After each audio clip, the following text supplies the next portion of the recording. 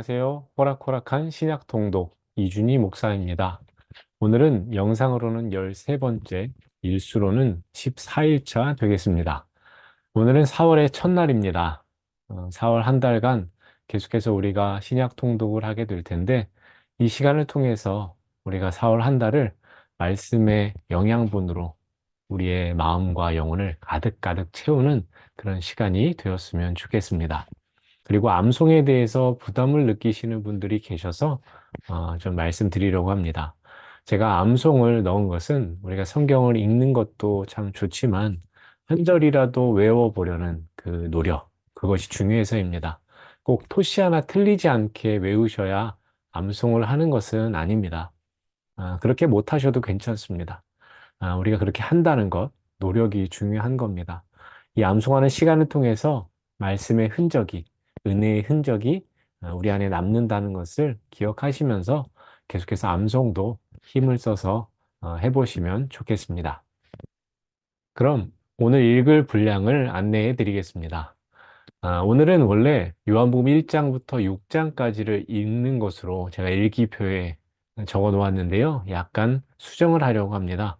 오늘은 요한복음 1장부터 5장까지를 읽고 내일인 4월 2일은 요한복음 6장에서 10장, 그리고 내일 모레 수요일은 요한복음 11장에서 15장까지를 읽는 것으로 일기표에 체크를 해주시고 그렇게 따라오시면 좋겠습니다.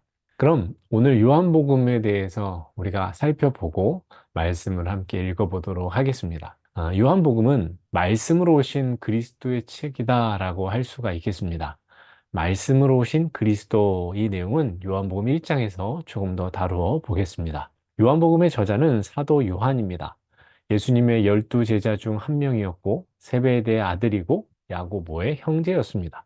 요한복음 외에도 요한 1서, 2서, 3서, 요한 계시록을 기록했습니다. 무엇보다 사도 요한의 변화를 우리가 주목할 필요가 있습니다. 그는 처음에는 경쟁의식이 강하고 불같은 성격의 사람이었는데, 나중에는 사랑이 넘치는 사람으로 변화가 됩니다. 이것이 진정 은혜가 부어졌을 때 나타나는 변화가 아닌가 생각을 합니다. 그리고 주님을 제대로 만났을 때, 그분을 따를 때 나타나는 변화라고 생각이 됩니다. 사도 요한은 복음을 전한다는 이유로 반모섬에 유배가 되어서 거기에서 죽게 되었습니다. 그럼 요한복음은 언제 누구에게 왜 쓰였는가를 보겠습니다. 주 85년에서 90년경 사이에 기록이 되었습니다. 요한복음이 쓰여지기 전 이미 기록된 복음서들이 있었고 그것들이 회람되어지고 있었습니다. 누구에게 쓰여졌느냐는 아마도 저자가 잘 아는 기독교 공동체에게 쓰인 것인데, 이 공동체는 에베소나 그 주변에 존재하는 것으로 추정이 됩니다. 기록 목적은 요한복음 20장 31절에 잘 나와 있습니다. 오직 이것을 기록함은 너희로 예수께서 하나님의 아들 그리스도이심을 믿게 하려 함이요 또 너희로 믿고 그 이름을 힘입어 생명을 얻게 하려 함이니라. 이 말씀에 분명히 적혀 있죠. 예수께서 하나님의 아들 그리스도이심을 믿게 하기 위해서 쓰였습니다.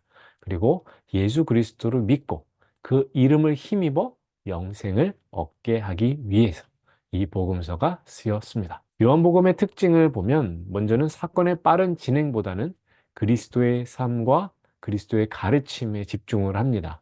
앞서서 마가복음의 특징을 기억하십니까? 마가복음은 신속하게 진행되는 것이 특징이라고 했는데, 반면 요한복음은 예수님이 하시는 일, 예수님이 하신 말씀을 더 자세하게 기록하고 있습니다. 그리고 가장 헬라적인 복음서가 바로 요한복음입니다. 수년 전에 이미 기록된 다른 복음서의 내용을 좀 더 깊이 숙고하여 철학적, 주관적, 해석적으로 썼습니다. 공간복음에 기록되지 않은 내용들이 기록되어 있습니다. 그리고 신앙 공동체를 이루는 대다수의 사람들이 헬라 문화권의 사람들이었기 때문에 자연스럽게 요한복음 안에는 헬라적 사고방식이 많이 녹아져 있습니다. 헬라 문화는 시간과 공간을 분명하게 짚고 넘어가는 이성적인 문화인데요. 그래서 요한복음은 논리적이며 시간과 공간의 틀을 잘 적용하는 특징이 나타납니다. 그리고 요한복음은 예수님의 신성을 강조합니다. 에고 에이미, 나는 무엇이다 라는 것을 통해서 예수님의 신성이 나타납니다. 나는 생명의 떡이다. 나는 세상의 빛이다. 나는 양의 문이다. 나는 선한 목자다. 나는 부활이다. 나는 생명이다. 나는 길이다. 나는 영생이다. 나는 참 포도나무다. 라고 하시면서 예수님이 자신이 누구인가를 나타내시는데 그게 바로 예수님의 신성을 강조하는 겁니다. 또 예수님께 대한 믿음과 신뢰를 강조하는 것이 요한복음의 특징입니다. 그래서 말씀에 이런 표현이 많습니다. 나를 믿는 자, 그를 믿는 자는 죽어도 살겠고, 무릇 살아서 나를 믿는 자는 영원히 죽지 아니하리라. 이런 말씀들이 반복이 됩니다. 즉, 이런 표현 안에는 예수님께 대한 믿음이 얼마나 중요한지, 또 예수님께 대한 신뢰가 얼마나 중요한지를 강조하는 것입니다. 예수님이 하나님의 아들이심을 증언하는 여러 증인들이 요한복음에 나타납니다. 제가 여기 적어 놓은 것처럼 세례 요한, 나다나엘, 시몬 베드로, 마르다, 도마, 요한, 그리고 예수님 자신조차도 자신이 하나님의 아들이심을 증언하는 증인이 되십니다. 요한복음의 핵심 메시지는 크게 세 가지입니다. 먼저 예수님이 인간의 몸을 입고 오셔서 사람들 중에 사셨던 창조주 하나님이시다라는 거고요. 두 번째는 구원의 유일한 길은 오직 예수 그리스도밖에 없다. 그리고 마지막으로 예수님이 하나님의 아들이며 그를 믿는 자는 영생을 얻게 된다라는 것이 요한복음의 핵심 메시지입니다. 그럼 요한복음 1장부터 우리가 함께 보겠습니다. 요한복음 1장에는 예수님이 누구신가, 예수님과 어떤 관계를 맺을 것인가에 대한 내용이 나옵니다. 먼저 말씀이 육신이 되신 예수님이 나옵니다. 요한복음 1장은 요한복음의 서론에 해당하는 부분입니다. 즉, 예수님이 누구신가를 가장 앞에서 소개하고 있는 데는 다 이유가 있습니다. 말씀이신 예수님께서 인간의 몸을 입고 우리와 함께 하신다라는 것을 보여주는데, 요한복음 1장은 기독교 교리의 보물 창고와도 같습니다. 특별히 요한복음 1장은 창세기 1장과 서로 비교합니다. 예수님에 의해서 새로운 창조가 시작되었음을 암시하는 내용입니다. 말씀은 예수님으로 바꾸어서 읽어도 무방합니다. 말씀이신 예수님, 말씀은 곧 예수님이시기 때문입니다. 세례 요한의 존재 이유가 또 나옵니다. 세례 요한은 우리가 다른 복음서에서 계속해서 보아왔듯이 예수 그리스도의 증인입니다. 그는 선지자 이사야의 말과 같이 주의 길을 곱게 하라고 광야에서 외치는 자의 소리입니다. 세례 요한은 자신이 가장 각광받고 사역이 최정점에 있을 때 자기 존재 이유는 메시아를 증언하기 위함이라고 분명하게 밝힙니다. 대중들의 인기가 있었습니다. 예루살렘 당국자들로부터도 중요한 인물로 인식이 되었지만 자신에 대한 사람들의 관심과 반응에 전혀 매이지 않습니다. 다만 자신의 존재 이유를 하나님의 뜻, 하나님과의 관계에서 끝까지 알았고 그것을 지킨 사람이 세례 요한입니다. 여러분, 나의 존재 이유는 무엇입니까? 우리의 존재 이유는 무엇입니까? 첫째도 주를 위해, 둘째도 주를 위해, 셋째도 주를 위해서입니다. 즉, 예수 그리스도를 메시아로 증거하는 한 사람, 그것이 우리가 존재하는 이유임을 잊지 않아야 되겠습니다. 요한의 두 제자, 그리고 빌립과 나다나엘이 나오는데 다 예수님께서 부르십니다. 특별히 와서 보라라는 말씀을 하십니다. 예수님의 제자가 된다라는 것은 예수님의 삶을 배우려고 하는 것입니다. 예수님이 메시아시라는 것을 인정하는 것입니다. 예수님 앞에 나온 시몬에게 예수님은 이제 너를 게바라 부른다 하셨습니다. 반석이라는 뜻인데 베드로가 앞으로 예수님의 제자로서 특별한 역할을 할 것을 기대하게 되는 대목입니다. 또 요한복음 1장에서 우리는 교회는 어떤 곳인가라는 것을 생각해 보게 됩니다. 요한복음 1장은 교회 공동체에 관한 말씀입니다. 예수님은 성육신하여 믿음의 공동체에 거하시며 오직 이 공동체만이 예수님의 영광을 보며 예수 그리스도의 충만함으로부터 공급받아 충만한 은혜를 더 풍성하게 경험하게 됩니다. 여기서 교회는 성령으로 거듭난 자들의 모임을 말합니다. 그리고 예수를 따르는 제자들의 모임을 말합니다. 여러분, 교회는 예수를 찾아가 그와 삶을 공유하며 그에게 배우는 공동체라는 것이 이 요한복음 1장에서 분명하게 나타나고 있습니다. 또 요한복음 1장 51절을 보면 하늘이 열리고 하나님의 사자들이 인자 위에 오르락 내리락 하는 것을 보리라 라는 말씀이 나오는데 그 의미는 창세기 28장 10절에서 22절에 보면 야곱이 베델에서 꿈을 꾸는 내용이 나옵니다. 하나님의 천사가 사다리를 오르락 내리락 하는 것을 야곱이 보게 되는데 꿈을 꾼 다음 야곱은 그 계시의 장소를 하나님의 집이요 하늘의 문이라고 했습니다. 이제 야곱의 사다리는 예수님으로 대체된 겁니다. 예수님은 하늘과 땅을 연결하는 유일한 사다리이고 중보자이십니다. 오직 예수님을 통해서만 하나님을 만날 수 있습니다. 요한복음에서 예수님이 새 포도주요, 새 성전이요, 새 이스라엘로 나타나듯이 예수님은 새 야곱의 사다리가 되신다라는 의미입니다. 2장입니다. 첫 번째 표적을 예수님께서 행하십니다. 가나의 혼인잔치에서 포도주가 떨어졌을 때 예수님은 물을 포도주로 바꾸는 표적을 행하시게 됩니다.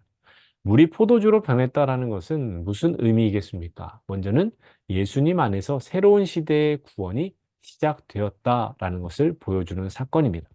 구약에서 포도주는 메시아의 도래를 나타내는 상징으로 쓰이는데 이 포도주가 그 구약에서의 포도주의 의미와 연결이 되는 겁니다. 두 번째로 예수님은 물질 세계를 다스리시는 능력의 하나님이심을 우리는 이 표적을 통해서 다시금 알게 됩니다. 예수님이 공생애를 시작하고 첫 번째로 맞는 유월절이 요한복음 2장에 나옵니다. 예수님은 하나님의 집인 성전을 깨끗하게 하십니다. 유월절에 예루살렘에 가셔서 성전을 정화하시는데 이 일로 인해서 예수님은 요주의 인물이 되십니다. 진정한 성전의 기능을 성취하시고자 그렇게 한 겁니다. 예수님은 분명히 말씀하셨습니다. 내 아버지의 집으로 장사하는 집을 만들지 말라. 그런데 예수님은 이 사건으로 성전을 소란케 했다라는 죄를 뒤집어 쓰시게 됩니다. 예수님은 성전 자체를 부인하신 게 아닙니다. 성전 내 이방인의 뜰에서 행해지는 상거래 행위를 부인하신 겁니다. 요한이 이 복음서를 기록할 때 성전은 더 이상 제사 장소가 아니었습니다.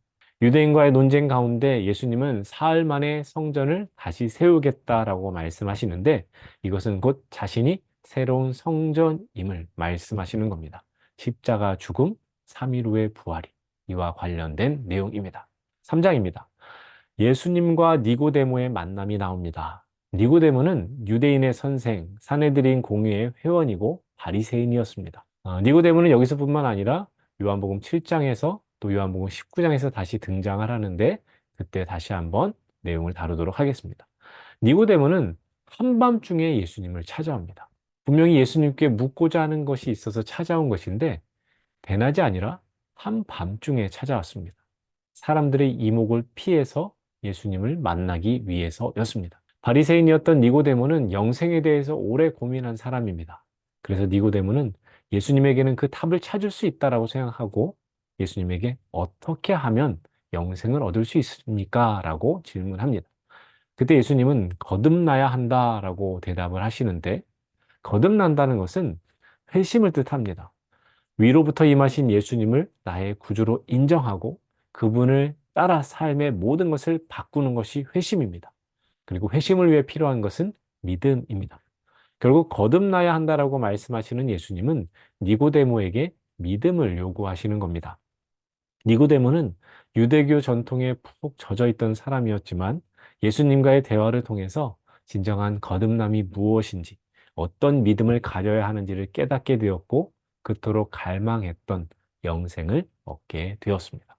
예수님과 세례 요한의 두 번째 증언이 또 그 다음 내용에 나옵니다.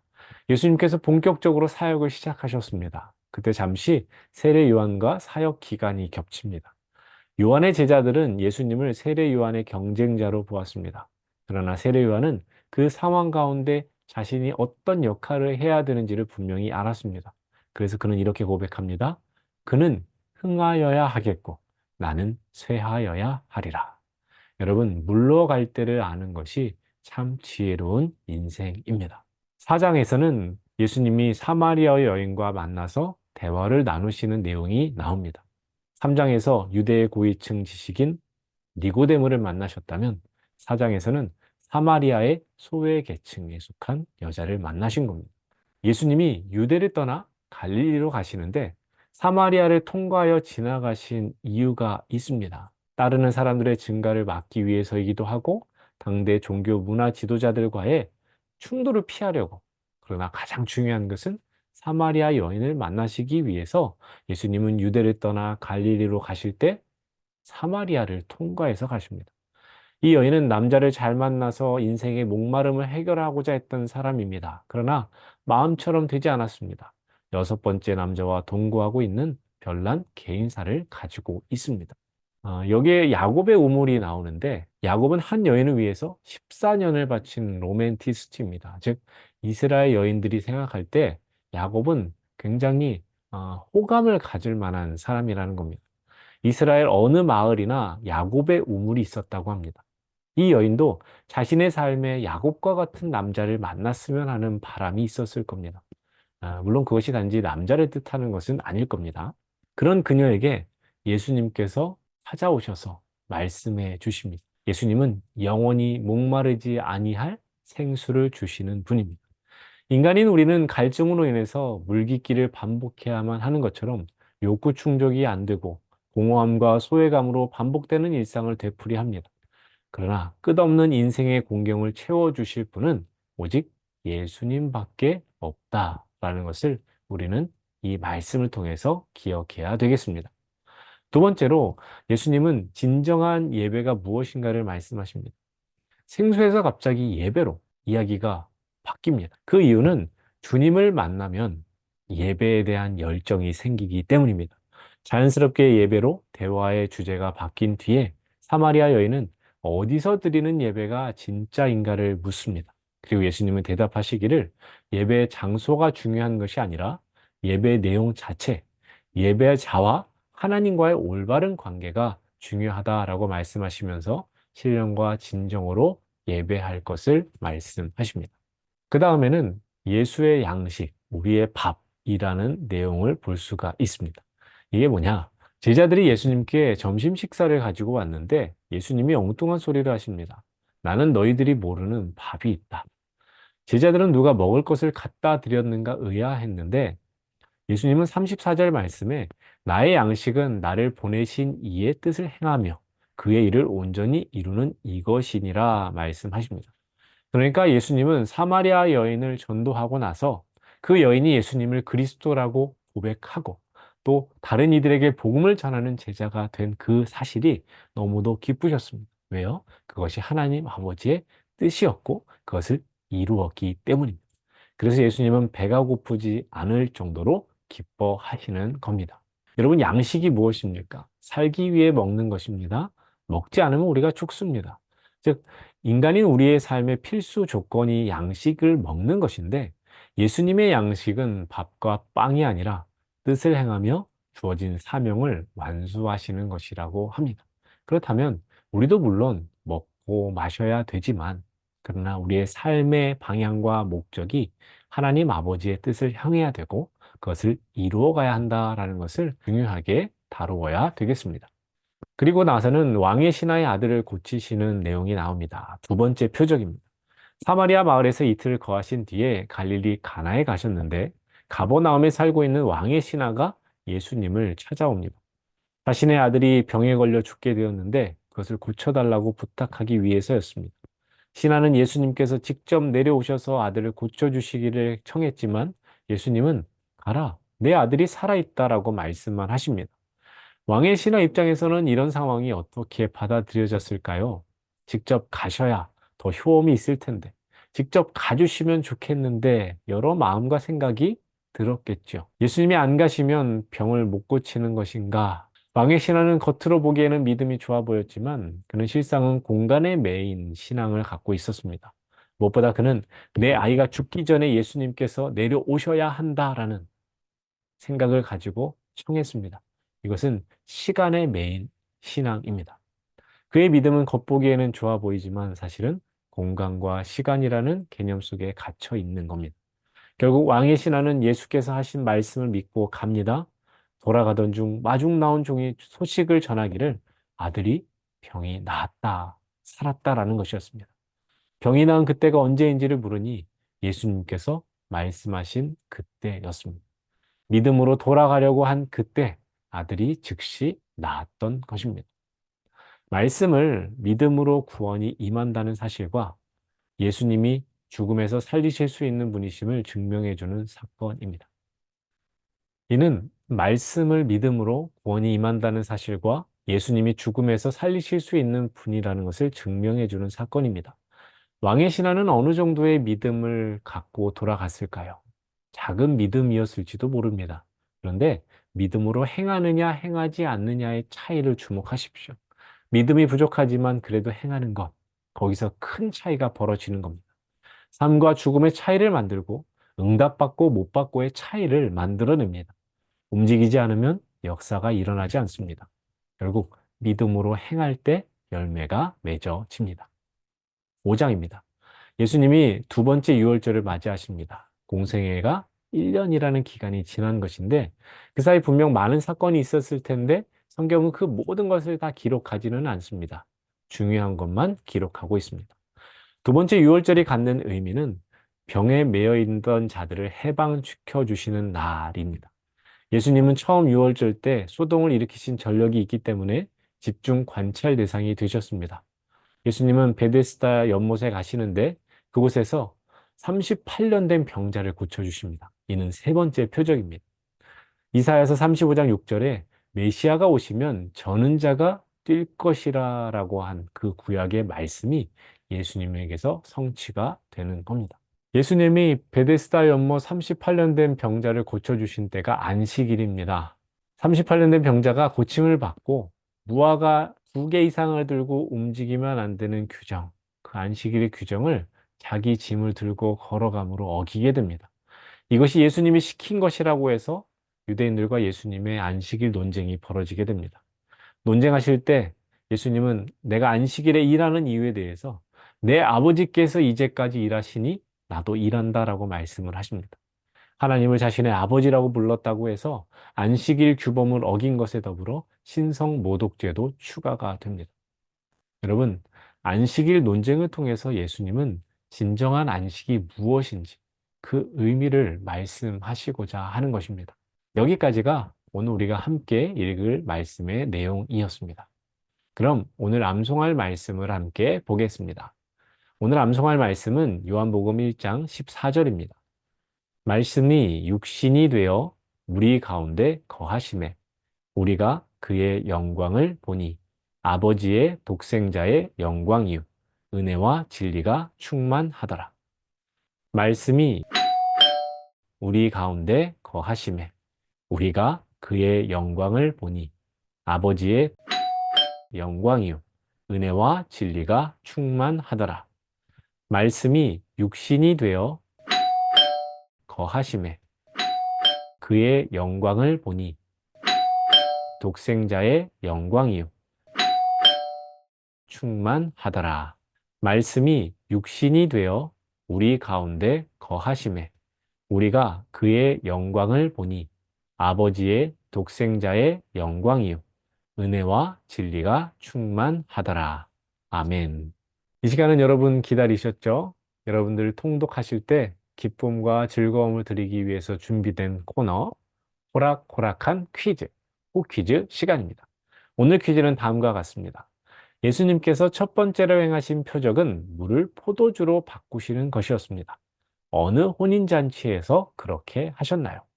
1번 가봉의 혼인잔치, 2번 가시의 혼인잔치, 3번 가평의 혼인잔치, 4번 가나의 혼인잔치.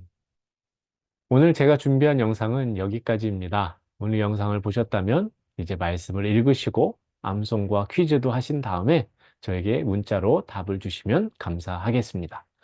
오늘도 우리는 신약으로 호락호락 합니다. 감사합니다.